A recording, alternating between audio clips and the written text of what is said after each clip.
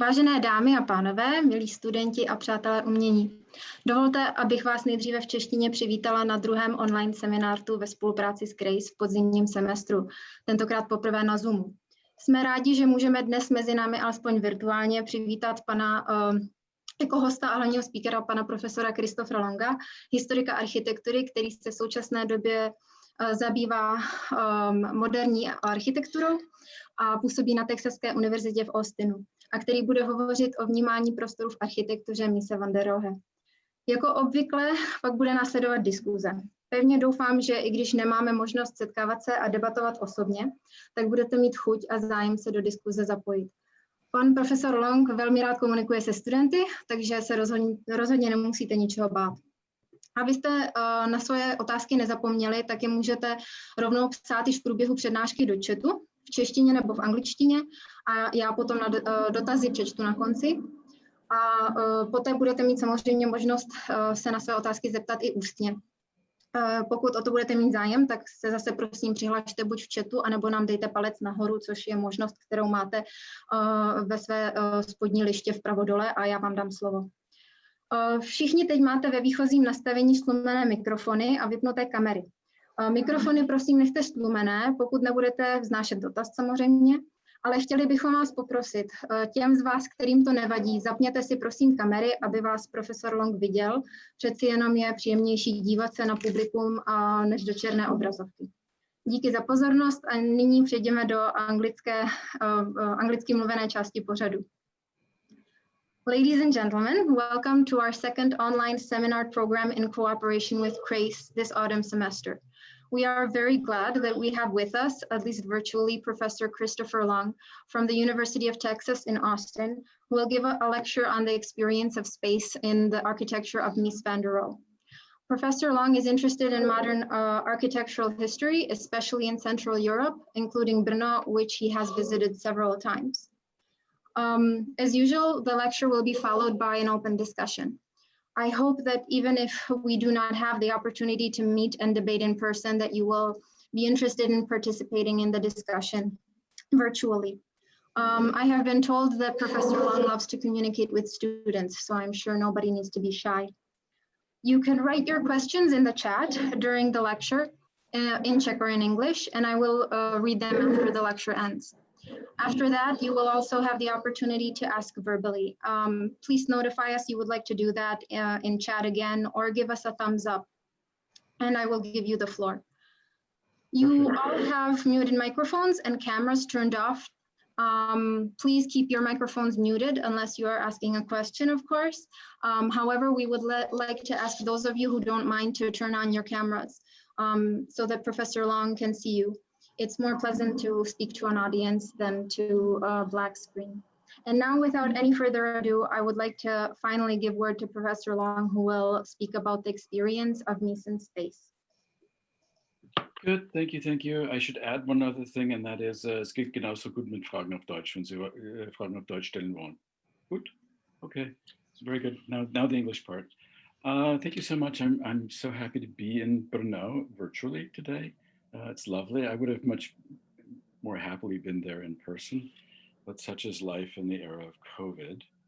I'm going to screen share in a moment, so you will lose the visual of me and I will lose the visual of you. That is the life with Zoom. But I just want to say that I am very pleased that you're all here, and I see some faces that I know obviously quite well. And so a few faces I haven't seen in quite some time, so it's very pleasant. It's the good virtue of Zoom, is that it allows one to see others in other places. All right.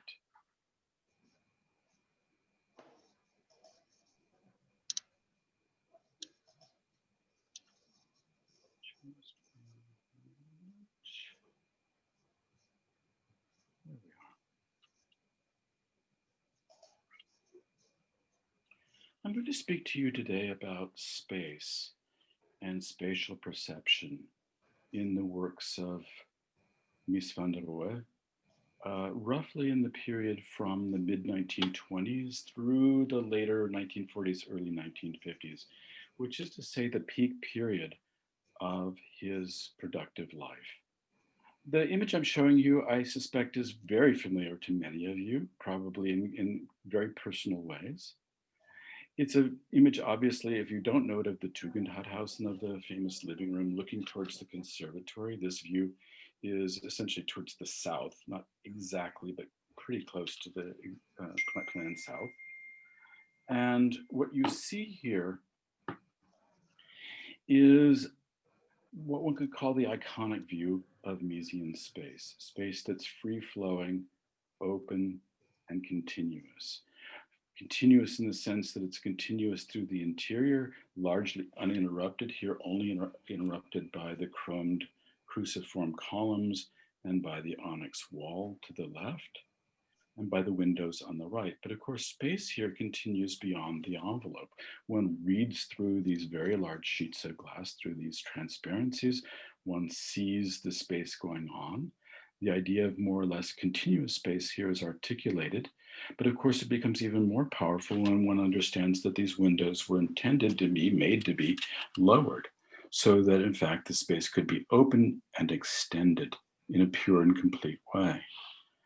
In another sense, of course, if I use a slightly different view, this one, where we're looking back from the living room space towards the stair on the left on the one hand, and towards the dining room, and then ultimately towards the kitchen back behind it, you see something else, and that is the way in which reflections play a role in this notion of the expansion of space. Not only do we have continuous space in the interior, space through the window, so to speak, but this space is then magnified through reflection. We have additional space, imaginary space.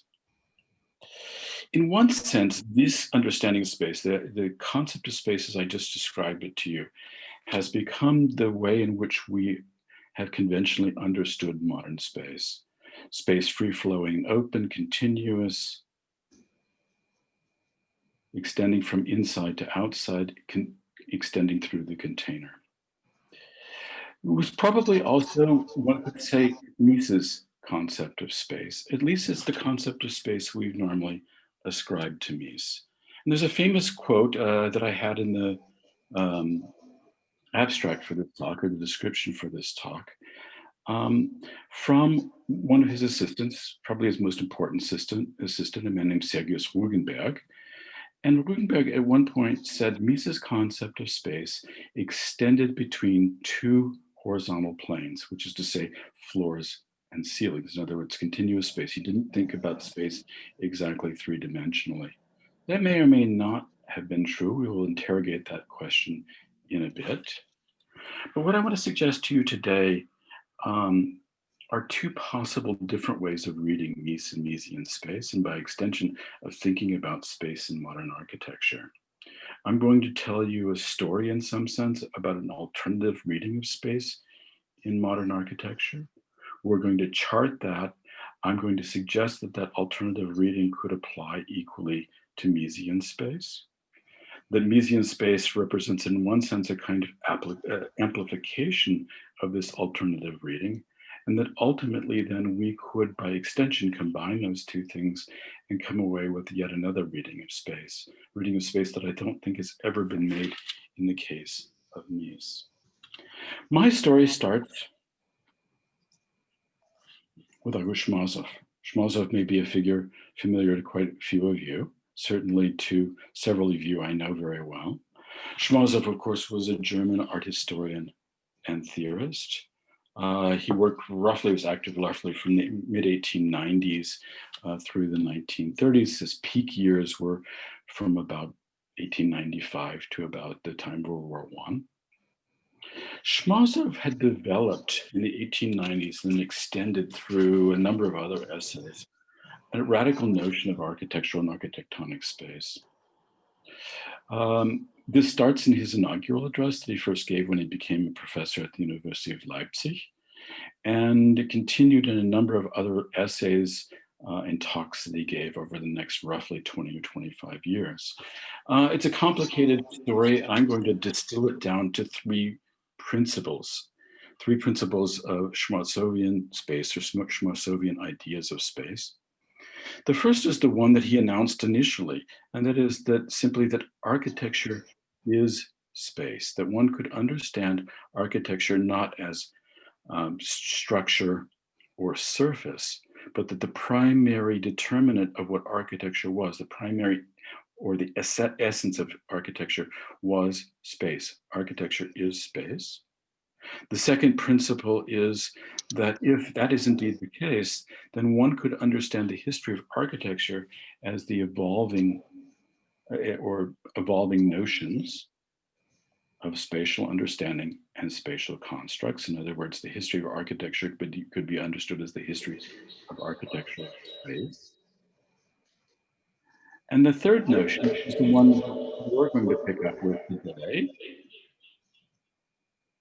has to do with Miesian's idea, which he developed relatively late in his career, that if architecture is indeed space, if it's about space and the development of space and the understanding of space, then the role of the architect fundamentally should be to make space as effective as possible, to make it as powerful as possible, to make it as interesting as possible. And thus the architect was the one who essentially, one could say, painted in space or created in space. If you're familiar with 19th century German architectural theory, of course, Miesian was building on the work of a number of other figures, among them Robert Fischer, who first came up with the idea of effective space, or at least articulated it powerfully. Fischer's writings then influenced Theodor Lips, who developed the notion of empathy or Einfühlung, the idea that we feel a space, that we sense space fully and completely with our senses, but we also form it as a construct. And very importantly for our discussion, also Adolf von Hildebrand, the sculptor, who wrote about how we perceive space. And Hildebrand's particularly important for our discussion because Hildebrand articulated the notion that we only fully recognize objects in space through movement. It's only as we move our heads, as we move our bodies, as we have this corporeal understanding of space that we fully apprehend a spatial construct. In other words, we can only understand a sculpture by moving toward it, around it, seeing it, and moving our heads. Miesian picks up on this idea and argues clearly that it's only through movement through space that we can apprehend space, that we can fully take it in, and therefore we have a fully formed concept of what it is, of how it can affect us. The story I want to tell you actually extends through Vienna, not through Berlin. I'll come back to Berlin and to Mies in a moment. It begins with Oskar Strunnert. Strunnert was perhaps the most intellectual of the early Viennese modernists. He was widely read. He read much of the art and architectural theory of the 1880s and 1890s in Germany. It's probably he who also disseminated these ideas to many in Vienna, among them Josef Frank and Adolf Loos. Strunnert picked up on the principle that Miesian had articulated about effective space, and more importantly, about the architect's role in creating effective space. And he experiments with this idea in several projects that he completes before World War I, most notably this house, the Villa Wassermann in Vienna, designed and built between 1913 and finished just in the early part of 1915. It is, of course, as you see here, a kind of melange or an essay on the possibilities of merging the Biedermeier with various aspects of neoclassicism. That's not what concerns us here. What's rather more interesting is the way in which Strunnert thinks about space and the way in which he articulates space within his construct. You see the plan that Strunnert drew here. And it's really quite interesting because it shows a few things that were actually, if not entirely new, almost new in architectural rendering. One is actually the route of penetration, the actual way one would walk through. And it's delineated here in a dotted red line. And it's shown both as one extends partially through the house and up the stair.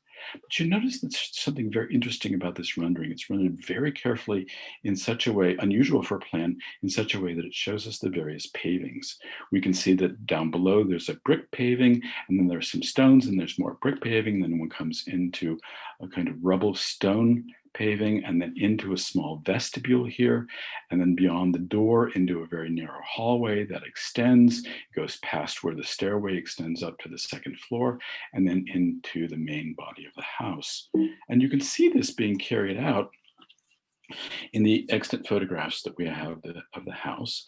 So this is the first principal space as one enters inside. One comes into the hallway, and it's an L-shaped space. You'll notice that it's also demarcated with curtains. In other words, the space can be opened or closed. This is another notion that Stunde was picking up from Schmarzow about the possibility of creating variable space that could be differentiated.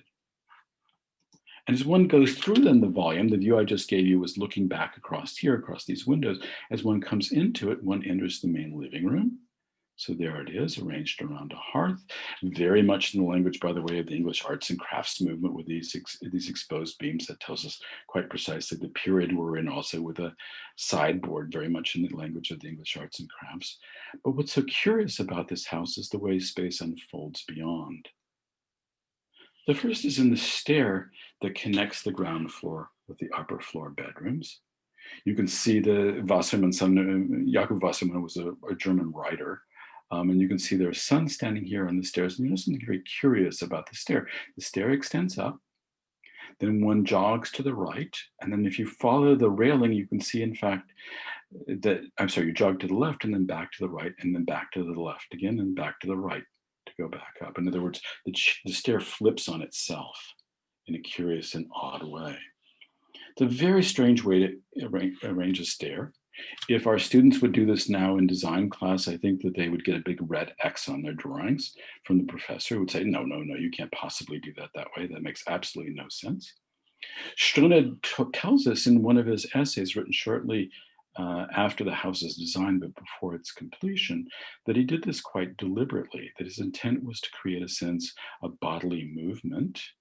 So as one changes direction on the stair, one becomes aware corporeally of what's happening. And beyond that, as one moves and constantly is forced to shift one's head, one gets a whole set of different vistas, of different looks, of different ways of seeing space. And therefore the space becomes alive, dynamic, real, and literally embodied. So we come back to the plan, then we can see exactly how this works. The stair, as I suggested to you, flips on itself in a kind of curious way. What I never understood about this house until I was fortunate to go into it about 2.5 years ago, because it was under restoration at the time, is that there's actually a kind of Raumplan upstairs. The upstairs rooms are on slightly different levels. There is a kind of Loosian sense of interlocking spaces on different levels. It's done here in a kind of rudimentary way, but it also suggests one of the roots to Loosian space. But the one I want to describe to you for a moment is what happens beyond. You'll notice that the dotted line continues past the hearth, fast past where that family group was seated before, and back out onto the terrace. Because in Stunde's idea, that space would unfold not only inside, but also outside. So you would go all the way through the container, through the house, come back out the French windows onto the side terrace, which is enclosed by a wall. And then almost immediately you're confronted by another staircase, which is a very odd way to articulate a house. You can also read a little bit of how the Raumplan is being expressed here in the house in the fenestration. So you see windows on slightly different levels above, and that does express pretty clearly what's happening on those levels. And just beyond that, then you see exactly what happens. You go back up the stairs, there's the family group again. There's a door. You can see from that window that that space is considerably lower than this space. Again, you walk through a kind of Raumplan. And the whole idea here was to generate these full awareness of spatial construct, of spatial understanding, of the dynamic qualities of the space. Stunde, of course, wasn't the only one who was doing this. Obviously, just what I described, in fact, almost precisely in the language that I use, could be a description of Loosian space.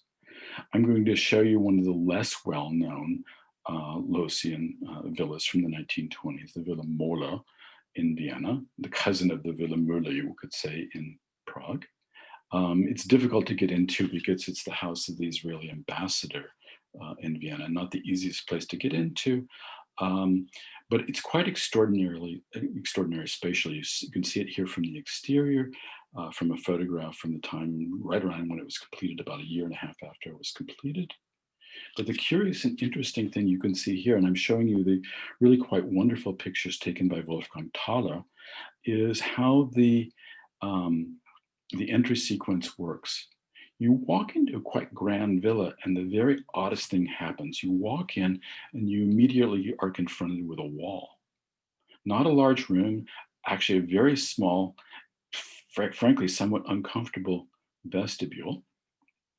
And you're forced immediately to turn to your right and then up these stairs. And the very interesting things about the stairs is that they give no indication as to where they go or what will happen. It's almost as if it's a kind of mystery tour. You enter the space, you go up the stairs, very unclear what's going to happen to you. And then something even odder happens as one extends up the stairs and comes to that first landing, then this view becomes, this space comes into view. And you notice something very interesting. So you come to that landing, then you go up another flight of stairs, and then the stairs once again turn back on themselves, very much as we saw from Stuhnert. Were they in conversation? Almost certainly. Right? This is a very, very deliberate way of rooting us through the container. But you'll notice something new in Loos. This was something that Loos was just beginning to try around this time, about 1920s, between 1926 and 1928. And that was the possibility of opening apertures in his interlocking volumes, in his Raumplan. And what happens de facto as you move through the space is that views will open and close because the windows will partially block a view. Then you'll come directly before the aperture or the opening. You'll see through it. You'll move again. The view will go away, and then the view will open up again. The intention here, of course, is not just to save space, as Loos always suggested about the Raumplan. It was to make us fully experience space. You can only really fully get a sense of this, by the way, if you look at a rendering of it, not Loos's rendering, but the rendering from his assistant, Mr. Kulke, Heinrich Kulke, who drew this space, I think probably to work it out so he could draw plans of it because it's such a complex space. You can see how we come up, the stair flips again, and then we come into the main floor. Just beyond, you see the raised seating area, the one that Beatrice Colomina writes so much about with its purported views through the container that doesn't quite work the way she suggests in her essay. You can see two stairs on either side, one continuing up through the house into the bedrooms, and you can see on the other side a second stair that goes up to the gentleman's study. But just beyond, to our right in this view, are two additional rooms, the music room and living room below, which is where this is taken from, again in a beautiful photograph from Wolfgang Thaler, and then you can see up into the dining room. Originally, this was not quite constructed as the way you see it here. The stair was quite narrow as it went here. The stairs were broadened somewhat later, probably because they were terribly inconvenient. And very interestingly, if you're on the threshold between the two, you notice how the space opens up. The space opens and closes, and it can be delimited in the sense that you have these sliding doors. You can vary the space. You can open the space and close the space. The space becomes not only dynamic in a physical sense, but dynamic in a visual or perceptual sense. Okay. If we come to one more of the Viennese, Josef Frank does very much the same sorts of things, and predictably, because he too was probably decisively influenced by Stuhnert and probably equally influenced by Loos. I would argue ultimately that Loos was influenced to some extent by Frank. But in the Villa Berg, the very important house that Frank did in Vienna in the late 1920s and early 1930s, he does something even more interesting than what Loos does in the Villa Müller. He uses all of the same tricks that Loos uses, but in his case, he makes the space even more dynamic. And he does so by taking Loos's Raumplan concept and effectively expanding it, opening it up. Another way of saying that is he relaxes it. He relaxes those very, very tight turns from one place to the other and extends them. And the effect is to create a kind of saunter, like a stroll through the house. So as you come into the Villa Berre, you see this extraordinary view to the double height window in the back. Just above you on the right, you can see a platform. That's the extension of the music room. There's a stair going up. That's how one comes up to the living room. But you can see all those sort of Loosian devices, but now much more visually open and apparent. In the original historical view, you come through the door, and if you turned 180 degrees around and look back at exactly the same place, that's the view you would have. There's a very curious feature of how this works. You'll notice it just here. The door opens towards the stair, not towards the room. Again, architecture students are not taught to do it this way. They're always taught to open to the larger space. This opens to the wall. And it has the rather interesting effect of forcing you to very, very slowly enter the space, as if the view is unfolding toward you. Then as you come into the hall, the entire spatial program becomes apparent. You can see up to the music room. There's this very interesting cut through, as you can see, that extends up into the upper floor. You can see on another level is the living room. And just beyond here in this view now as the house is, and so this is looking back to the front entry, to the left is the double height dining room. That's the entire spatial construct. There's the dining room in a historical view, and you can see again double height door with curtains again, so that the space can be open or closed, that the space can be modified, if you will. And you're looking back now to the hall and just above to the living room. And as you come back out, you can see how the stairs present themselves in a kind of friendly way. That was absolutely what Frank was trying to succeed. And you extend up into the dining room. And as you come up that level, if you turn again 180 degrees around, you have the view of the entire house and every floor. So you have the mezzanine, the ground floor, and then you're looking into the upper floor. It's a really extraordinary spatial experience. One of the most extraordinary spatial experiences I know of that time period. Here too, in the living room, you can see that there's a window that opens onto the gentleman's study in the back corner. And here you can see it again. So there's the gentleman's study back to the right. And then you can look through the door and read through the entire house. From the music room landing, which is just here, if you stand on that platform and look directly to the right, you would have this view looking back to the oculus, to the big Bösendorfer piano, and then behind it what they call the tea room. And the view again, as you come off that landing, just next to the music room, is of another stair that does what? It flips. It doesn't continue. As you come up, it flips again the other way. And the railing does quite precisely the same thing. From the landing, from the mezzanine landing, you can look out and read the space again in a dynamic way on different levels. And notice again the reliance on things like transparencies. The interesting thing about the Villa Berre is it does something that many Viennese trained architects and quite a few German trained architects would do when they went to other climates. They extended the idea of spatial development out into the garden.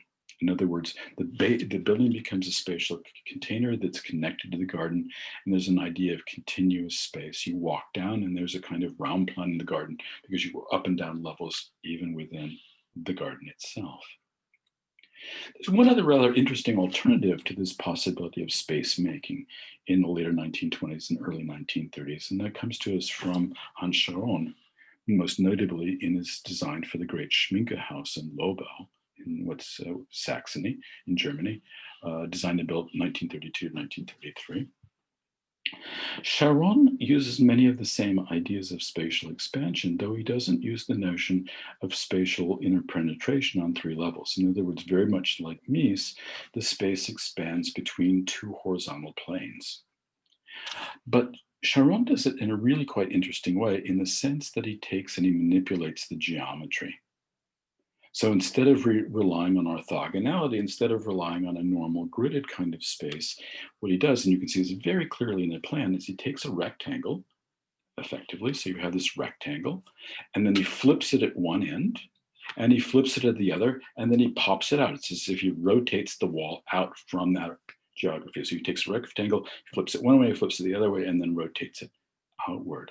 And what you get as a result, and you can see this pretty well from the end view, is this sort of extraordinary manipulation of space that both continues in the sense that it goes inside and outside, but also space that does something really quite extraordinary. And that is the space that offers you a different sense, a completely different sense of normative geometry. It becomes complex and rich and interesting. And as a result, even standing in one place in Sharon, you can get the sense of spatial complexity that you might only get from movement in the houses of some of the other architects that we've talked about before.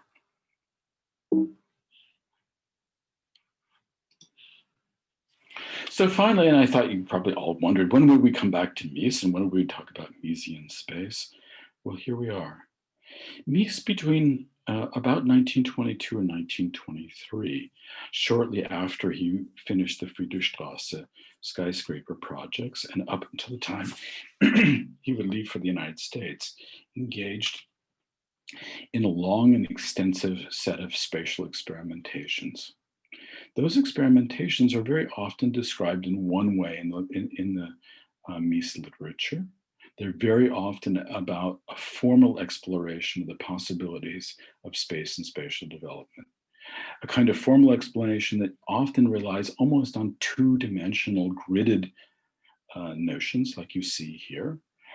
It's often said that his designs look like the Dutch neoplasticists, or for example, like Frank Lloyd Wright, and there's certainly elements of that. There's certainly elements here that look like a Wrightian conception, where Wright will take the box and break it and open it up and allow it to radiate outward. And certainly there are overlaps with the paintings, for example, of Mondrian in this plan. I think that's a false reading. I think there are other readings that we can make. One of my very good PhD students, Xian Shan, made a different reading, which is a reading of this space about as a social construct and Miesian space as the possibility of creating space to serve multiple purposes. In other words, the idea of the possibility of using space that's fully and completely adaptable. I think that's absolutely correct. But I will give you an alternative reading today. And that is, I think Mies was doing something akin to what the other architects that I've talked about today were doing. That's a bold assertion in a sense because I have so little proof for it. I have little proof because Mies notably wrote so little, and he was wonderfully taciturn. Mies didn't talk very much about his spatial conceptions. We have almost nothing in his writings and very little from his recorded lectures or from an interview that his son-in-law, for example, did with him later in life. He talks very little about his spatial conceptions, and when he does it more or less conventionally. My evidence comes mostly visually, from seeing the spaces and thinking about what he's doing and comparing what Mies is doing with his contemporaries. I'm convinced that Mies was deeply aware of what others were doing spatially around him. Perhaps not so much Tugendhat because his works weren't so well known, but he was certainly aware of Loos, he was certainly aware of Frank, he was certainly aware of others who were using spatial manipulations and were interested in the possibility of creating these profound spatial experiences. Where this seems to become evident in Mies is a series of exhibitions designs he did before he worked on the Barcelona pavilion, most notably the exhibition Die Wohnung, which was in Stuttgart in 27. This was associated with the Weissenhof Siedlung, for example. And another one he does just around the same time. Here you can see in the so-called mirror glass room, the Spiegelglashalle, the way in which he's manipulated the space here. He's delimited it with a glass wall, creating transparencies, but also forcing us in two ways to experience the space. One simply is visually. He's cut the space into parts, and it allows us to see through and into and across the space.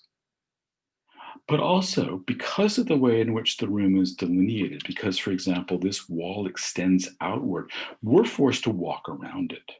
In other words, he forced us into somatic or bodily engagement with the space.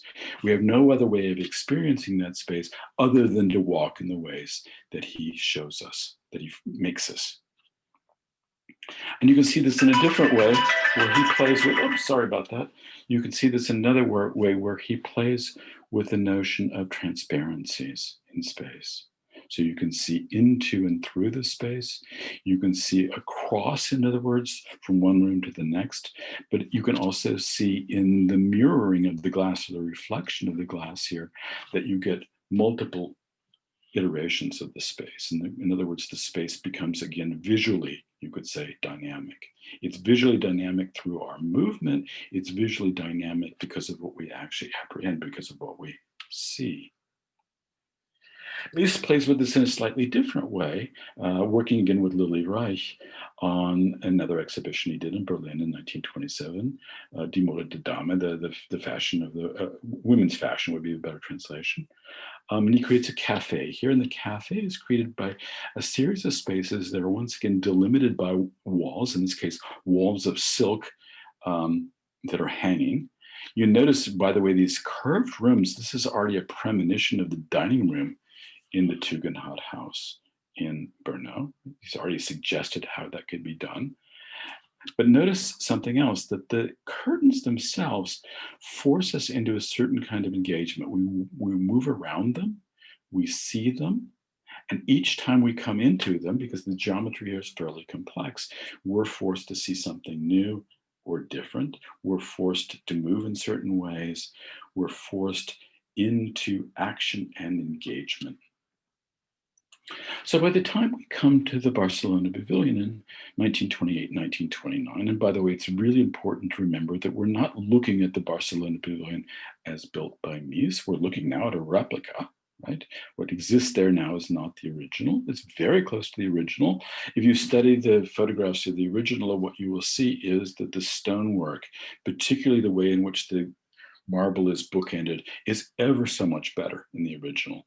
Mies, the son of a stonemason, was ever so much more conscious of how he used the stone in the original.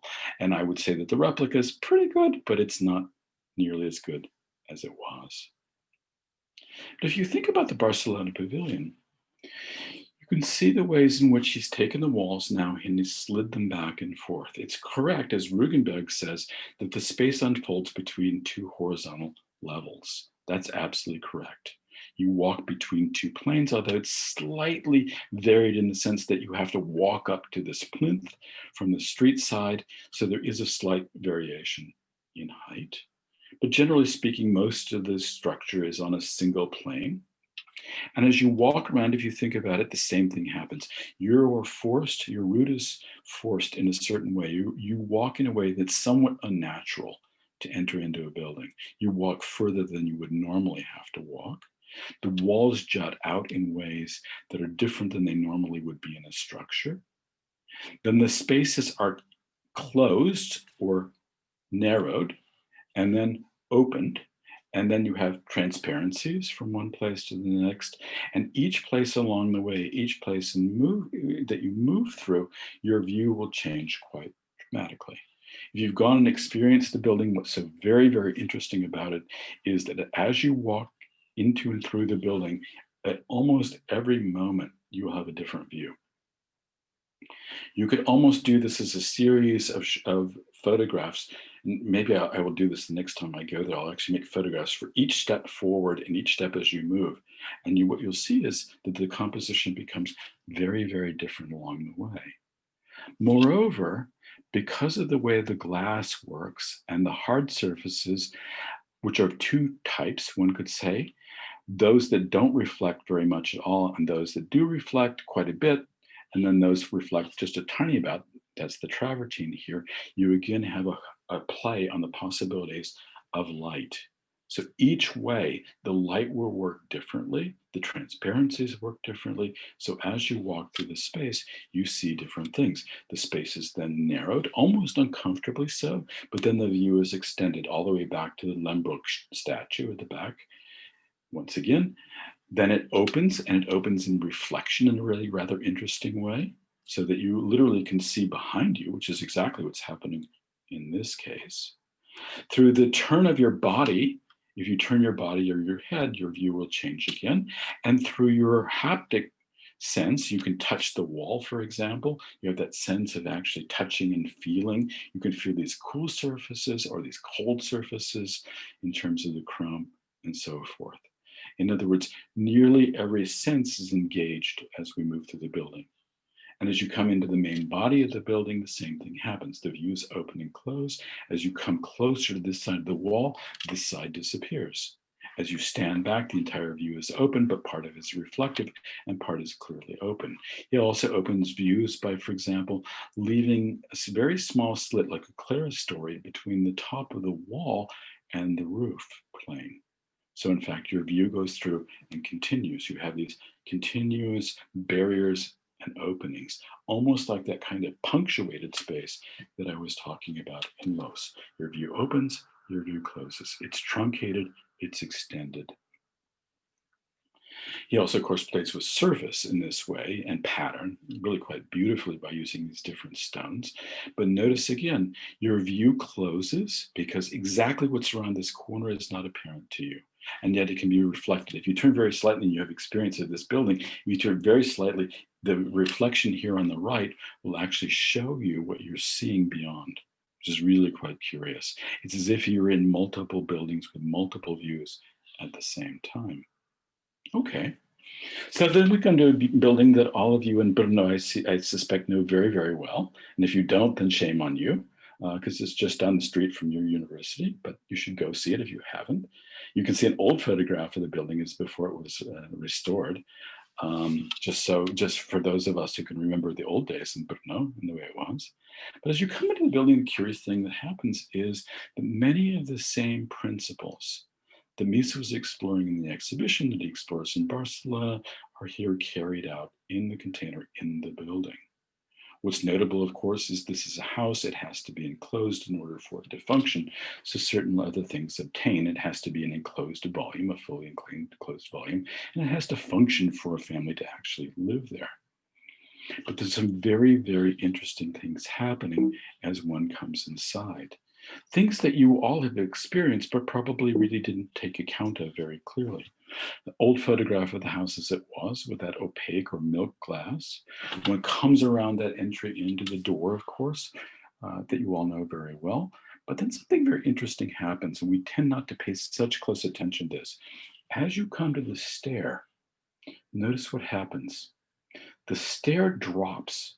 You can't see the view, and almost in a Loosian way. That's very unusual because 19th century houses, the stairs are almost always open so that you can read up to where you're going. You could very often even read the floor above. Here, the stair is completely closed in such a way that you lose the view. It has to create a sense of wonderment in the viewer as to where he or she might be going. Where are you going when you go down this stair? And then the curious thing is, as you come forward, look what happens. The space opens to your left. So the space is very short and very confined and almost claustrophobic here. Then the space opens, and then as you start down the stair, the space closes again. It's really very interesting. It's as if you have these explosions and reductions of space, as if it's blowing up and going away. Nothing in the usual Mies literature describes this effect.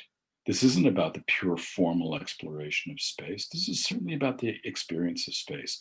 And I would submit to you that what Mies is doing here is quite deliberate. He's far too good of an architect not to have considered the perceptual realities of what he's creating here spatially. And it's even more profound as one comes around the stair down to the door. Very large door, by the way, unusually large, and it swings open. And the first thing that you have is the view out to the conservatory and then to the south, when most of the day, a lot of light would have been coming in. And notice here that at this point in the view, you cannot read the entire space. There's still a mystery about what it is you're going to see and how you're going to see it.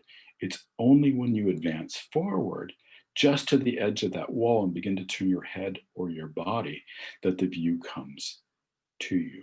And you begin to see an extraordinary view of the city of Brno and Spielberg beyond, right? You see to the downtown and to the castle. You see back into the library.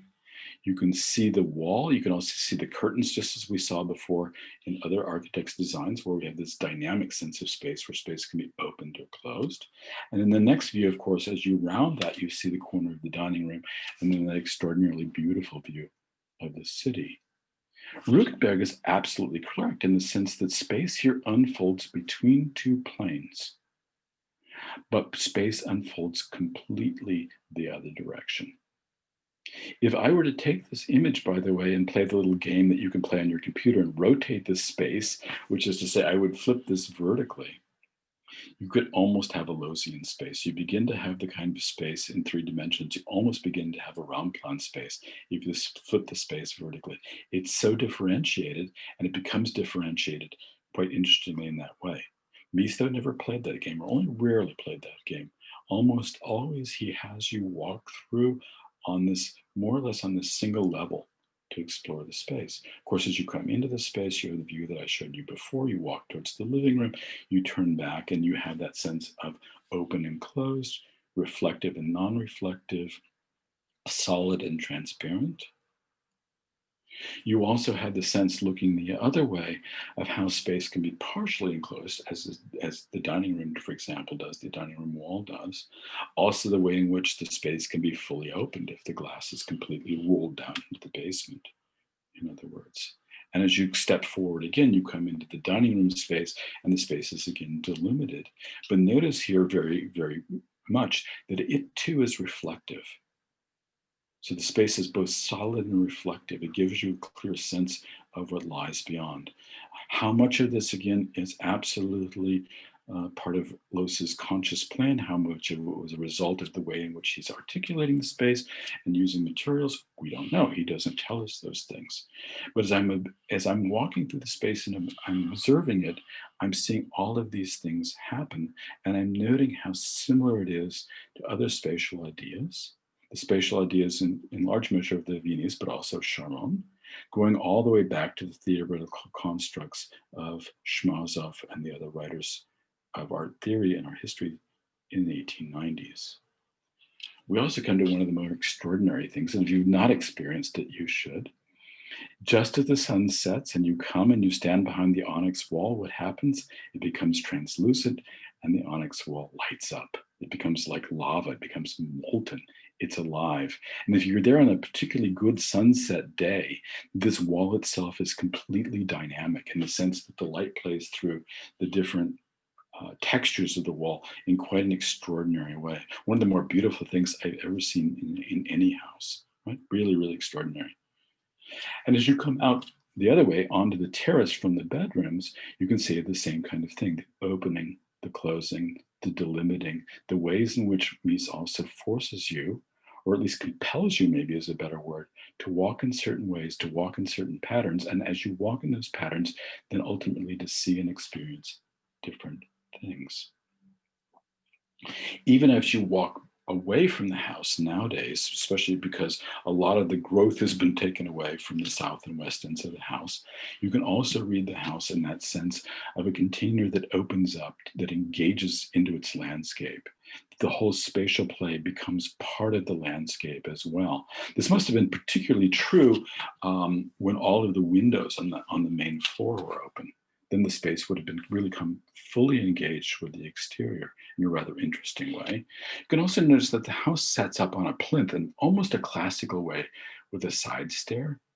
And as you walk up or down the stair, your sense of space, particularly of the interior, becomes really, really interesting as you look to your right and it unfolds or disappears depending on which direction you're going in. Space opens, space closes, space comes, space goes.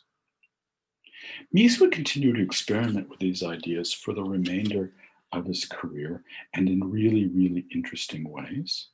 Sometimes he would do it pragmatically and in almost a quotidian way. There's a budget version, if you will, of Loosian space in the Landhaus Lemke, now a gallery in Berlin from 1932. Very simple L-shaped house. Once again, the space unfolds between two horizontal levels. But because of the way the transparencies work and because of the L-shaped plan, you have that same kind of play of interpenetrating spaces, open and closed, of changing venue, changing vistas as you change venue. In other words, you see different things as you move along. And this is abundantly clear from both sides of the L of the house. And again, with the doors, when they're fully open, you get another sense of how the light plays and what you see, and ultimately what you don't see, which is an interesting thing in this house because the walls are solid brick in many places. They are enclosed and solid, and ultimately then non-reflective. Mies engages in one more really quite extraordinary exploration of spatial perception and spatial movement in the Farnsworth House in Plano, Illinois. They designed for Dr. Farnsworth as her weekend getaway. Dr. Farnsworth was a Chicago physician. You can see it here in all of its glory in the spring. It is usually described as a kind of jewel box, as a little glass container set up on stilts, and that's all certainly correct. But again, I want to give you a slightly different reading of it, a reading that's about dynamism, about the movement through space and how we experience space as we actually engage it. Because here's the curious thing about the building. You walk up these very odd stairs. They're very odd stairs because although the treads are very apparent, the risers are not. The risers basically set in behind it, which is to say there are gaps between the stairs. The stairs are almost like planes floating in the air. And so as you make the steps up, you come up to this first platform. And the very interesting thing about this house is, as you come up to the very first platform, and you look up, in this case, to your right, you can look through the container, all the way through if the curtains are open, into the container. And the building seems both open and closed in a very interesting way, both continuous and delimited or framed. Again, up the second level, and then something else interesting happens, because as you come up to the second level, you get a framed view of nature beyond. If you look straight ahead, all you see are the columns framing your view, almost like a Japanese, traditional Japanese building, with a frame view of nature beyond, very deliberately framed. And that's continuous, it's transparent, so that you get, again, this play of what's solid, what's an envelope, in this case of glass, and what's simply a view. And the interesting thing about the Farnsworth House is how complex these views are. Depending on where you stand on the platforms, depending on where you move or how you move. And here you'll notice that the architect has given us a great deal of freedom. We can move all around that platform. And in different places, we can experience and see this beautiful natural setting. The river is just off to our right here, the Plano River, really quite beautiful. And what you see, not Plano River, I've forgotten the name of the river, sorry. Is that right, Plano? No, I forget. Anyway, there's a river off to the right. As you walk up here, you can see in every direction a different sense of nature, and then nature interrupted, something man-made placed into nature. The stairs are there, and then they're not. For they're very strongly there when you see them from the side. They seem to largely disappear when you confront them from the front. And as you see the house from the ground on the other side, there's transparencies below and above, and then partially into the house. Of course, this is the kitchen on the one side, the bedroom in the back, and the curtains allow us to open it and close it. Same thing from the interior. You can see the river beyond in a really, really beautiful way, or you can be within the container, or you can pull the curtains shut and completely shut it out. Space is fully and completely dynamic, but more importantly, and the point of what I'm trying to say is the space becomes fully interactive. Okay. There are two ways to make an argument about what I'm saying. One is fairly objective. One I can assert to you with great confidence, and that's the argument that as you or I walk through Miesian space, these are the things that we will see and experience.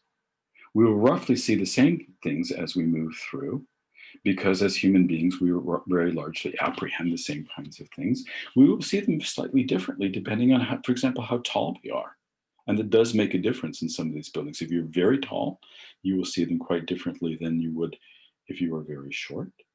But effectively, as we walk through the container, because the routes are prescribed, because we essentially have to walk in certain ways, in certain places to walk through the buildings, we will have very similar experiences. We will see very similar things. Those of us who are very sensitive to view and looking will see more, of course. We'll see more kinds of vistas, more venues, more variation. But essentially, there's a kind of objective experience that we have in our own subjective experience of the space. That's a given. The harder argument to make here is the argument that I would like to suggest to you, at least as a corollary, as a proposition, is the best word I can use. Can we see this space as the direct result of what Mies is trying to engender? In other words, is Mies manipulating space, creating space, allowing space to unfold in the ways that I've suggested to you was laid out by Schmazov and then very much experimented with by the Viennese?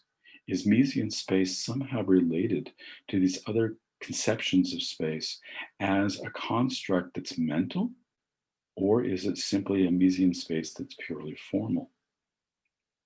I find that the explanations of Mies as a completely formal spatial architect, as somebody who's simply creating spaces in a pure and objective and formal sense, to be somehow wrong. It's missing something that's essential in my mind. On the other hand, I can't quite prove the second position. And the reason is we have so little from Mies where he describes anything remotely like what I'm describing. At that point, I'm going to stop and entertain questions. I'm going to go off share so I can see your happy and shining faces. There we go. All good. Questions for me, please? Julia, you can just turn off your speaker if you want. Just take yourself off mute. Lower left. There we go. Yes? Hi, thank you so much for the lecture. I'm just jumping right in there. It was really fascinating to hear, and I kept wondering throughout all the pictures, the materials that were used, they seemed so prominent. So I wonder whether you could make any assumptions as to what the role of material was in experiencing the space for the architects. Yeah, I suggested it once or twice. I didn't want to talk about it too much because I wanted to keep the talk to about 50 minutes. But there's no question but that Stugendhat, Loos, and Frank were very interested in the haptic qualities of materials. In other words, what you would sense when you touch something. And Stugendhat and Frank are, in particular, are really interested in forcing you to touch things and to feel them. So it's an absolutely correct question. It seems to be also the case with Mies, and I probably could extend that argument to Mies in the same way that I've sort of extended it to him in other ways. But I think that there's no question but that the choice of materials is also about the amplification of our somatic experiences, or our bodily experiences of space through our haptic sense. So absolutely correct question. I guess not only in the haptic, but also in the visual sense in a way. Yeah. Yeah, absolutely, because you read the materials as soft or hard or reflective or non-reflective, as sometimes a little alien like chrome, as opposed to wood, which we innately, typically as human beings, find more comfortable as a material, right? Yeah. Yeah. Matthew, Professor Rampley is our ringer here because he knows that theory, body of theory very well, I'm sure, that I was describing. I didn't quite do it justice. I did it very briefly. Yeah, thank you. Can you hear me? Yes, very well. Yeah, good, fine, okay. I mean, you gave a very persuasive description of, I suppose, what I would call the phenomenology of the, you know, of the visitor to the building. And that, yeah, cheated, and I didn't use the term. But yes, yeah, well, in a way, it would perhaps be a little bit anachronistic. Well, I don't know, though. I mean, Husserl, you know, at the same time, isn't he? He's in Prague as well, giving his lectures. But I suppose the question I have is, what does it mean? And the reason I ask it like that is that, you know, when you talk about Schmaso, then it reminded me of certain things that Heidegger says about space, for example. You know, his sort of critique of Cartesian space. You know, his emphasis that we experience space in terms of the things we do in it, rather than in terms of abstract measurements, for example. But of course, for Heidegger, it was about a certain kind of critique of modernity, of modern society, wasn't it? Or I was even wondering, and I'd be interested to see, you know, what the difference would be between something like the Rietveld, you know, the Schroeder House in Utrecht, which seems to have certain kinds of formal similarities, and that's linked to a certain kind of social vision, isn't it, about relationships, about the family, about the relationship between the family and society, maybe. So I suppose you've taken this far to kind of describing the kinds of spatial arrangements, but what's the next step, as it were? Where does that take us beyond that?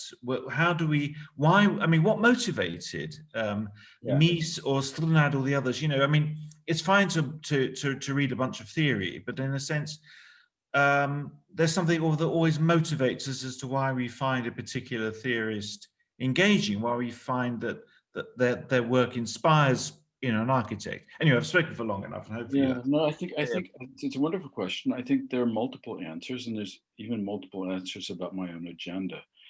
On the one hand, as you suggested, there's something deeply cultural about this way of thinking about architecture. And it's partially Heideggerian. It's certainly embedded in the writings of Husserl. I think Strunad probably knew Husserl. I doubt that Frank or Loos did. I don't think they were so widely read. Mies, I don't recall. I was looking to see just a second ago if my Chinese student was on here, because she's the one who knows very well what Mies read. And I wanted to ask her if he had read Heidegger. I don't believe that he had. But Mies was a smart guy and often picked up things secondhand from others. So there is a cultural argument embedded here, and I could have made the cultural argument, but then I couldn't have given a 50-minute talk and did what I did. So absolutely correct, very much like I avoided the haptic in this sense. For me personally, there are several things embedded in here, in my agenda. One is simply to explode the old notion of Mies as simply somebody who works formally. I've never believed that, I've never bought it, but if you look in the literature, that's what it is, almost exclusively, this sort of formalistic reading of Mies. I think Mies was much more culturally aware and had a much more profound cultural agenda than is normally ascribed to him. For me personally, though, it's a suggestion both of different kinds of complexities of modernism. You're quite right to point to the Schroeder House from Rietveld. Very interesting house in the sense that you have dynamic space that opens and closes. In many ways, of course, that house is about the pragmatics of space, right? It's the possibilities of creating space as pragmatically as possible. It would be hard to make an argument about that, for example, for the Tugendhat house, because it's not a particularly pragmatic house. And it would be almost impossible to make that argument about Loos, because there's nothing pragmatic about most of the Loosian spaces. But it suggests to us, if I answer the question that way, it suggests to us that in fact, all of this is far more complicated than we've ever allowed it to be in the literature. In other words, we tend to talk about space in this one sort of iconic way without allowing it to be more complex, without it allowing it to be cultural or pragmatic or haptic or perceptual or Heideggerian and so forth. And what I would submit is that we need a new history of modernism, of modern space, that is far more engaged with other issues outside of the standard sort of architectural discourse about modern space. Is that fair? Well, I don't disagree with you about that. So, I mean, I was also thinking, since you mentioned the term haptic, it made me think of Riegel, actually, you know, because obviously and the relationship between the haptic and the visual is absolutely central for him, even though, you know, there were obvious problems with the way he applied it. But nevertheless, I wonder whether, well, you can be pretty sure that Frank and Strunad And Loos obviously would have been familiar with Riegel, even if not directly, but certainly indirectly. It would be interesting to know certainly filter through to Mies as well. Yeah. Yeah, it should also be noted, by the way, that Riegel and Schmazow hated each other. Yes, I know. Yeah. Yeah, deeply. Well, I don't think I think it was just that Riegel didn't really think very much of Schmazow because he wrote a rather rude review of his book, whereas I think Schmazow probably was just. I think that's British understatement. I think rather rude would be British understatement for what he wrote. Yeah. Anyone else? You can also. There is Uli Unterweger. Yes. Hi, Uli. Hi. Thank you for the lovely talk. It was really interesting. I was wondering, because of the pairing that you made, or because of the grouping that you made of buildings, the first group of buildings thinks a lot about this aspect of the private and the inside and kind of the outside of a building. Maybe going back to Mutesius and the English house. And for the Villa Tugendhat, I feel like some aspects of that are represented as well, whereas the Farnsworth House seems to be maybe a direct translation from the pavilion or more of a generally public building. Do you think that in the Tugendhat house, Mies experiments with more conservative, traditional ways of constructing a home? Yes. So I do think that's true. You also have to think about how and where the Tugendhat house is sited on a street where it's fairly close to the street and it is quite public there. I think there's a deliberate attempt to screen the house in that way. You have to understand that the Farnsworth house, at least originally, was on a relatively large piece of land and completely not visible from the road or the street. So in opening the house there, in other words, the trees form the screen of the house, whereas of the Farnsworth house, whereas the wall forms the screen for the Tugendhat house. I don't know that, I think that has very much to do with siting, but what you say about this idea of opening and closing, particularly public and private, that runs absolutely through the Viennese modernists and also through Mies. He's very interested in creating a public sphere and a private sphere and a screened environment and then an open environment. And that happens in most of his buildings until it gets relatively late in life. Did I answer your question? Yeah, okay, good. I think Marta wants to ask something. Marta, hi Marta. Hi Chris. Well, thanks a lot for this talk. I mean, as you know, I'm looking at World's Fairs and exhibitions. And so that really resonated with some of these ideas I've been looking at about experiencing space and movement, the flow of people through a specific space. But recently I started looking at female architects and designers. So my question comes from this interest. So is it possible to say to what extent Lily Reich was involved in creating these spaces, and how does that knowledge changes our perception of the space and its experience? So it's my belief that Lily Reich had an absolutely profound and transformative influence on Mies. It's very clear that before Mies met Lily, he was working a different way as an architect, without many of these transparencies, without quite the same sense of materiality and surface. It's very clear that Lily was also significantly important for Mies in terms of the design of furniture, but also interior fittings. There was a show on Lily Reich at MoMA about a decade ago, maybe a little more than a decade, and they did a rather good catalog that suggested what I'm saying, which was Lily had an enormous role in remaking Mies's conception of space, and particularly of interior space. I believe that absolutely in my heart of hearts, because the Mies before Lily is so different from the Mies afterwards. She's one of the women who simply just hasn't received her due. But I would extend the argument by looking at figures like Charlotte Payon and Eileen Gray, and looking at the French scene and saying the same kinds of things, that I think that they also had a profound influence on Corbusier and other men working in France in the same period, and that we've lost some of that. That it's enormously important to understand the roles of other women in this context, not just Lily, but other women who were having a really profound impact on what was going on in modern architecture, in modern conceptions, particularly of the interiors. So yes, I say yes. Thank you. It should be noted, by the way, when you talked about fairs, I thought your question was going in the direction of what happened in fair architecture, because very interestingly, if you look at something like the GM Pavilion at the 1939 New York World's Fair, which actually has a conveyor which would take you through the building, right? The whole thing was about space and spatial experience, right? Of moving through this volume and experiencing all the wonders of what General Motors could give you, right? It was actually an automated version of exactly what I'm describing. And it suggests how deeply ingrained that had become in the modernist canon.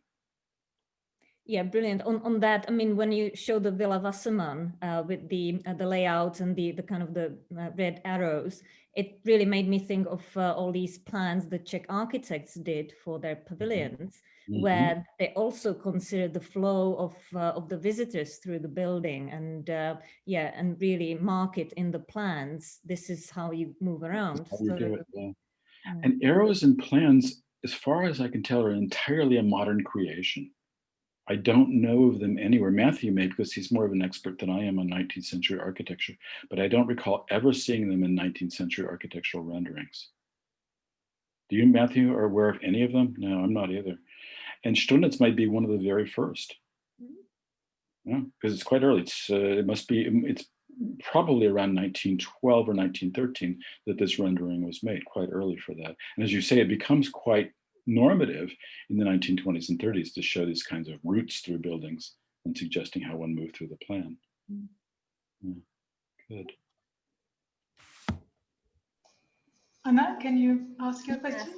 I'll ask a couple questions that we have in the chat. One of our students, Petra, is asking, I have a few pragmatic questions. Number one, how would drafts or heating be solved in such a large space? Maybe I'll read all of them. Drafting meaning air, the movement of air. Like a draft, like flows.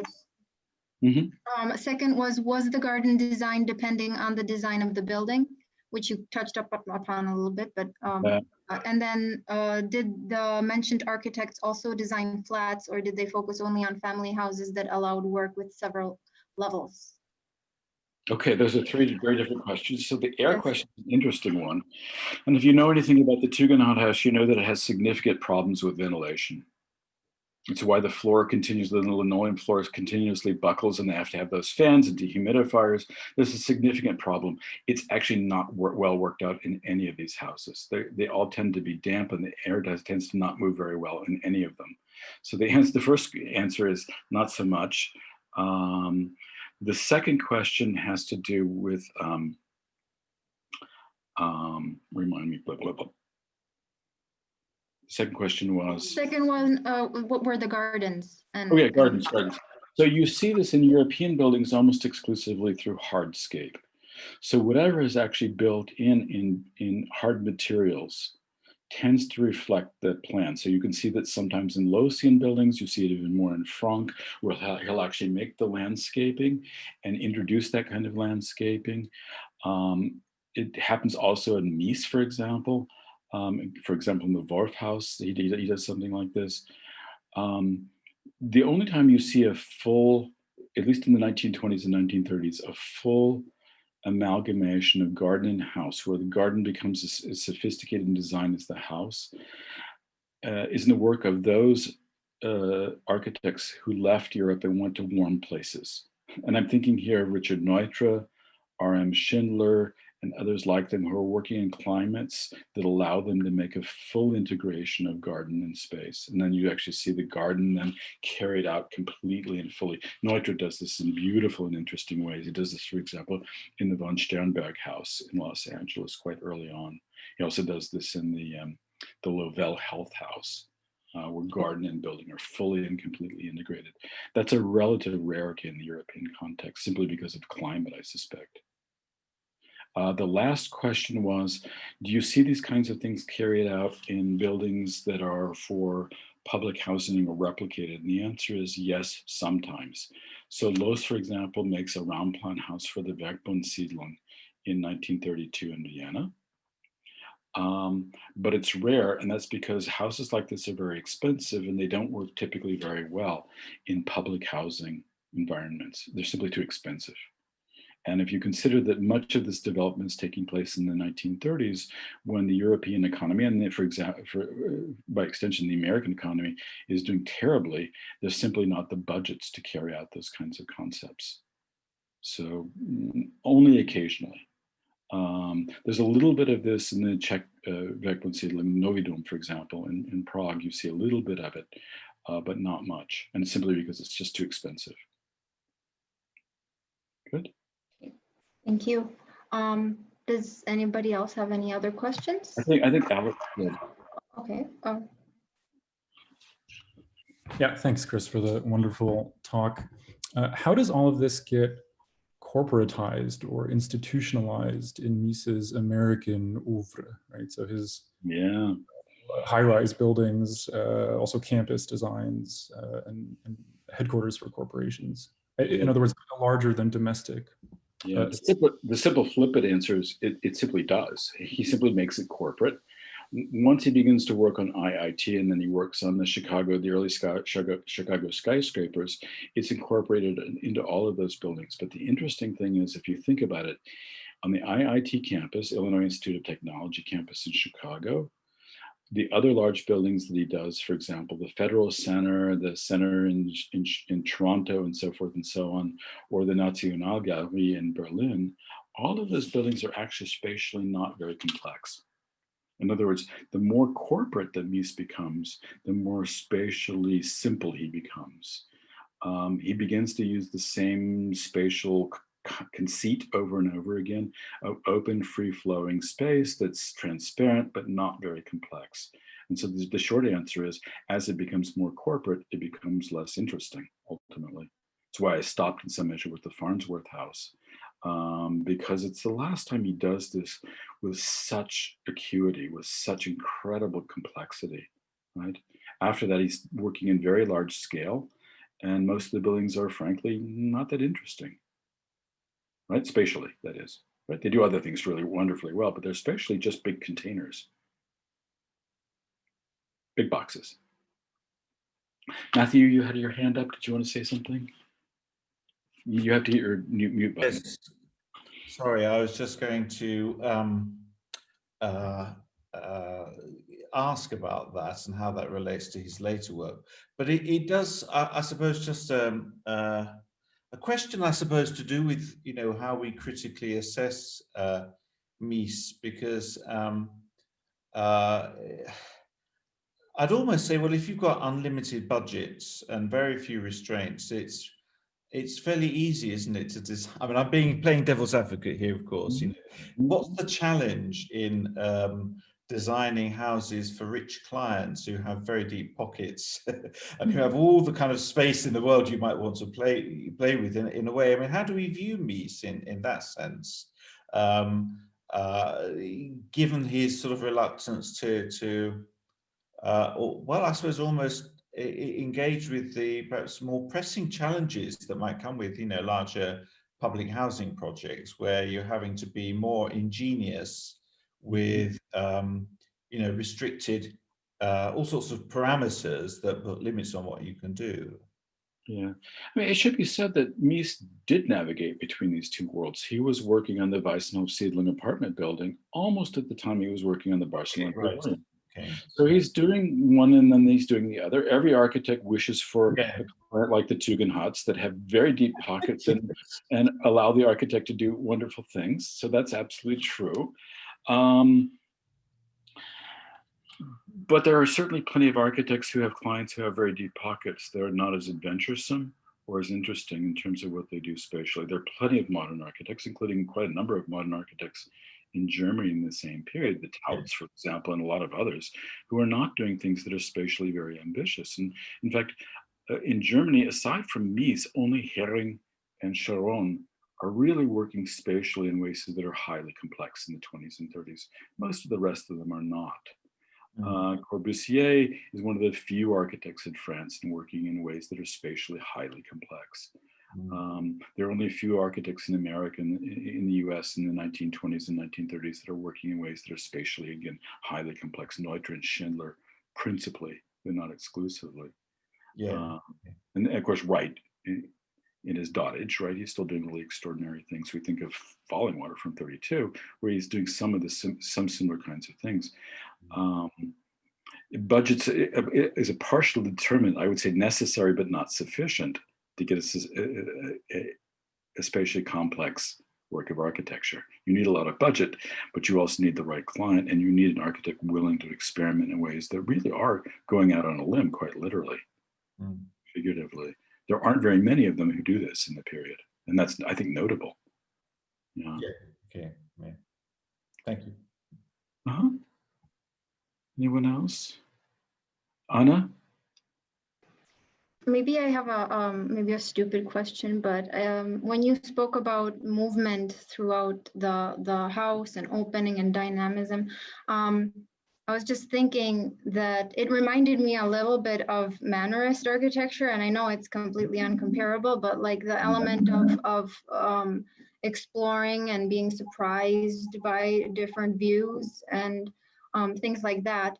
It just I wanted to know if there's what is the purpose in like because that had something to do with the time. What would that mean in this modern architecture? Like what was the intention? And it seems strange to me that in like a house that is meant for living in, you would need to like, there's this intention of wanting the people to move a lot. To me, it's like in a house you don't really you live in it. You're static. You don't really like move much around, and you don't need to explore your own house. You know, it's more. So you could maybe. So I think actually you really asked two questions, and I think Yes, both of the questions are extremely good.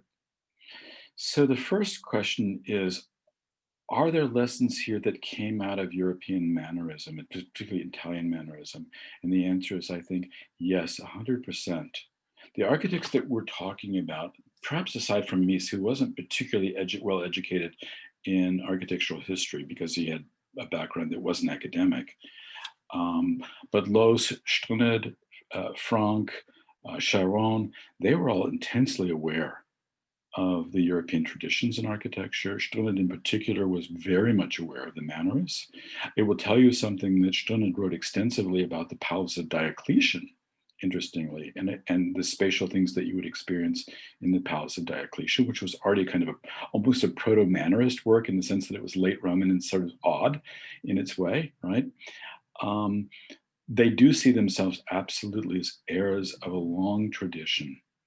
And they also see themselves as architects who are deeply embedded, particularly in the classical tradition, going back to the time of the Greeks and the Romans. And they're carrying that forward. So I would say absolutely yes. I don't think the equivalent is one-to-one for them. They don't simply say, yes, there's mannerism, I'm doing neo-mannerism, but I think they're very much aware of that legacy of complexity in architecture. That's the best way I would say it. The second question you ask is also a really, really interesting one, having to do with movement and dynamism. And I will answer it in a slightly different way by telling you that one of the things that was so fascinating to Europeans in the 1890s and beyond was the ability to move fast.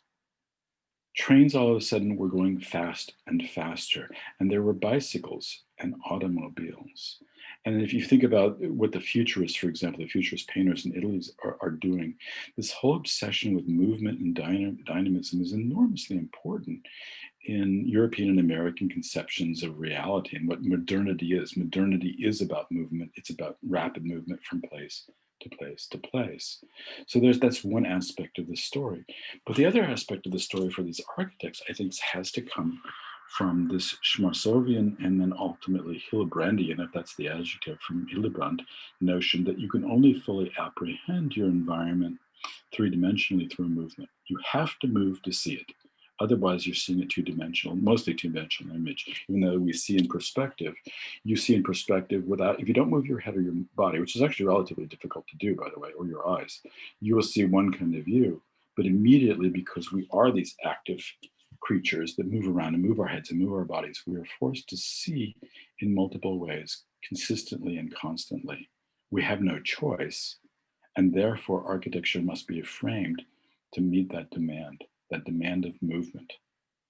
So I think they're actually great questions. I hope I answered them for you. Thank you very much. And I think Adrian Palladino has a question. Yes, thank you very much for your very stimulating talk.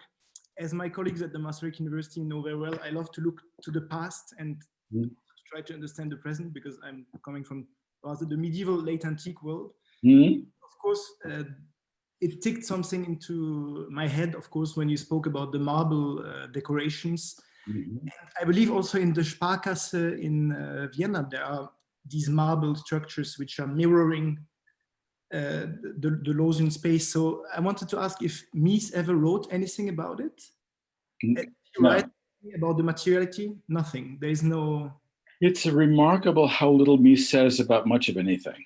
Well, Mies was always had the sense that he was not a very good writer, and he was not a particularly good speaker.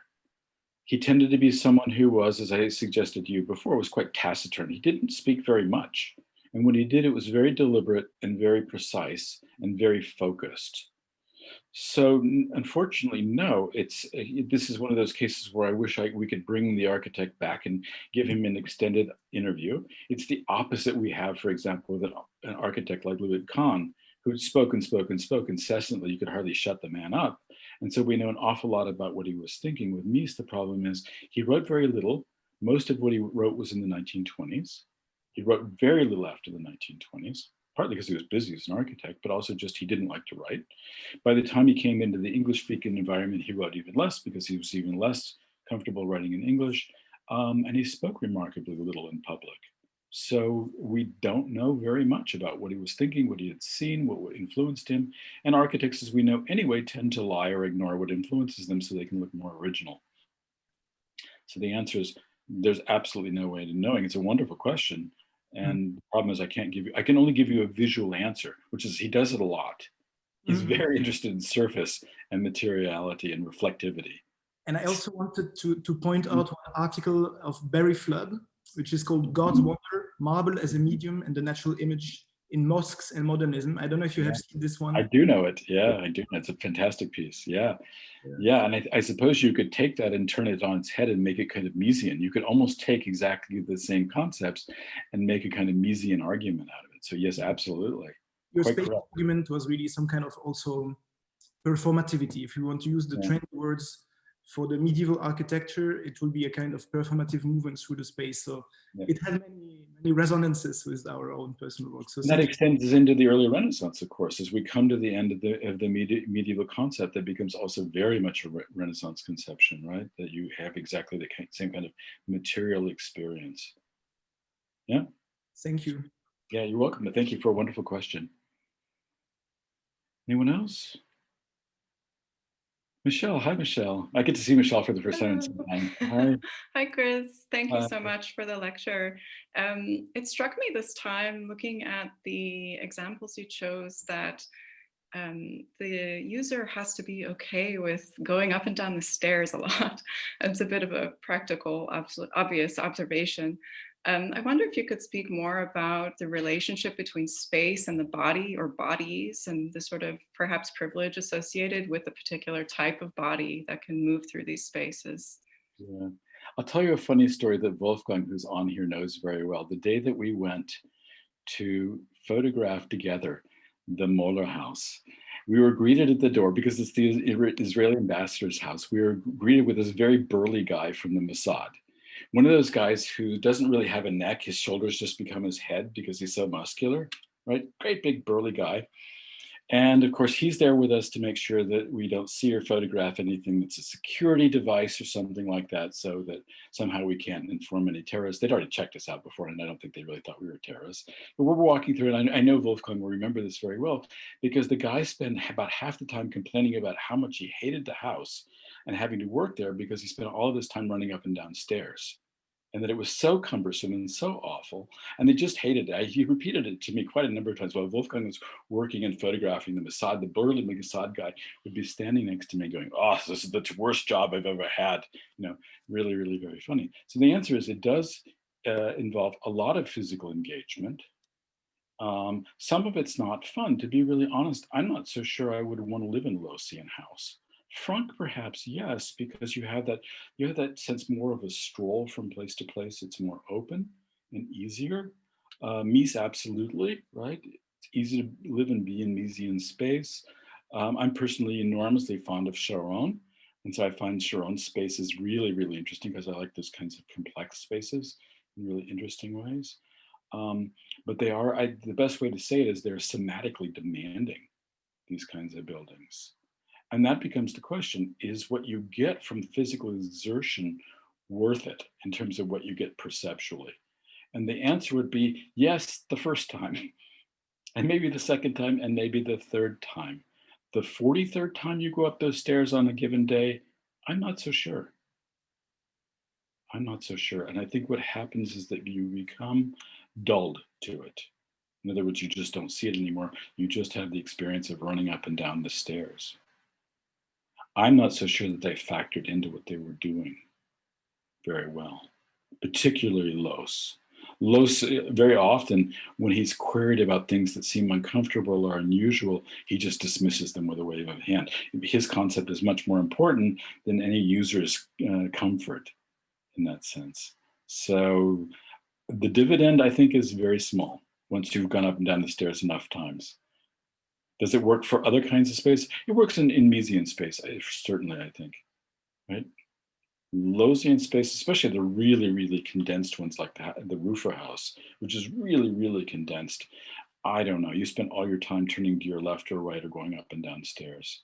It's really, really compact and I think uncomfortable house and space to be in. Okay, good, wonderful question, thanks. Kavya, hi. Do you want to take? Hi, I kind of like going off Michelle's question.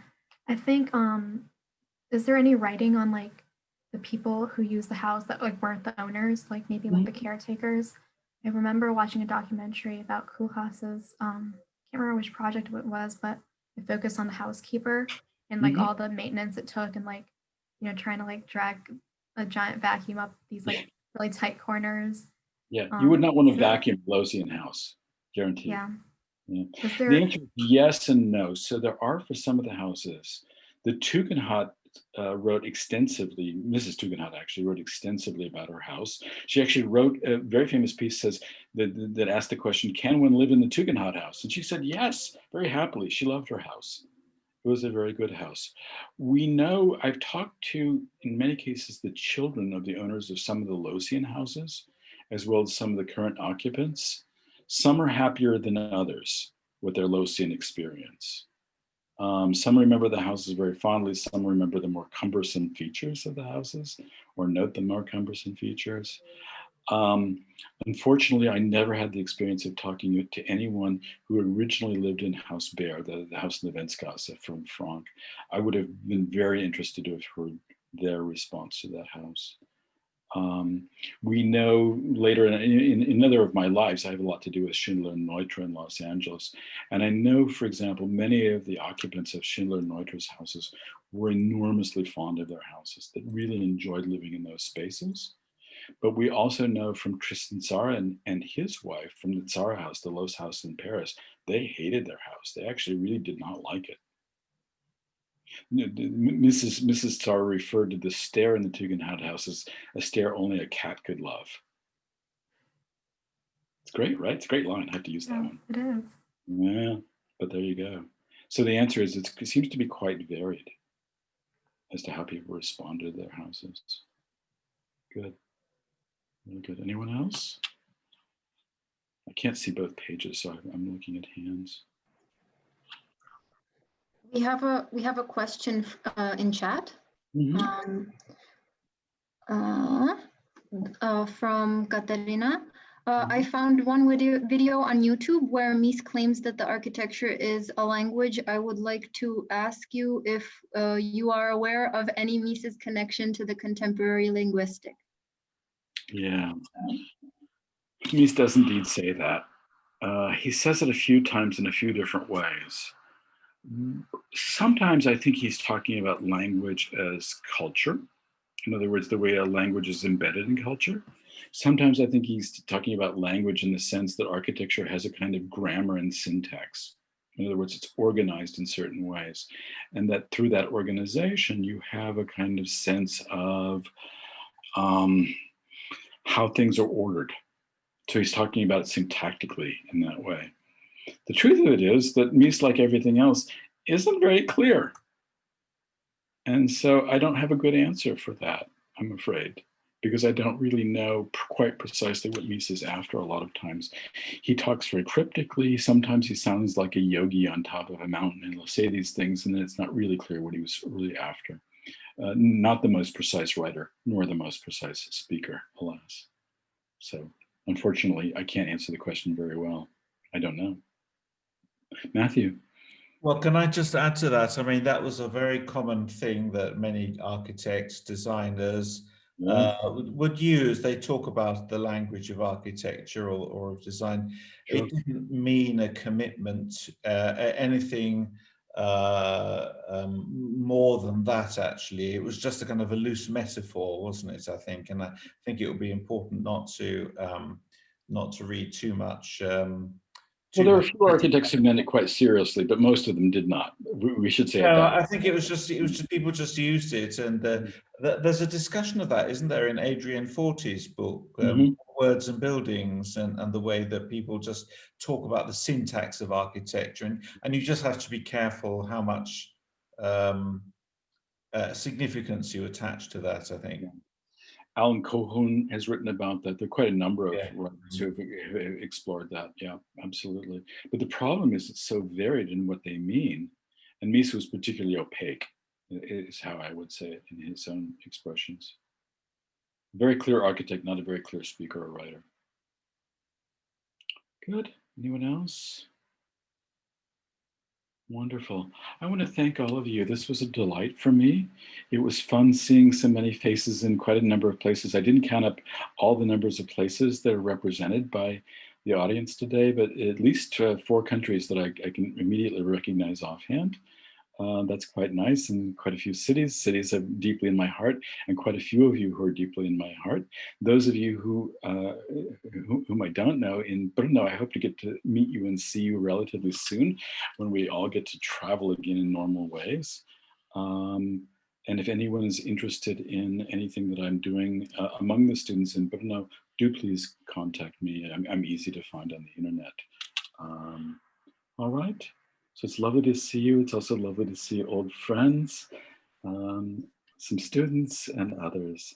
Great. All right. Thank you so much, and bye-bye. If you want to chat beyond the thing, just stay on here for a couple minutes and we can chat. All right. Ciao, ciao. Bye-bye.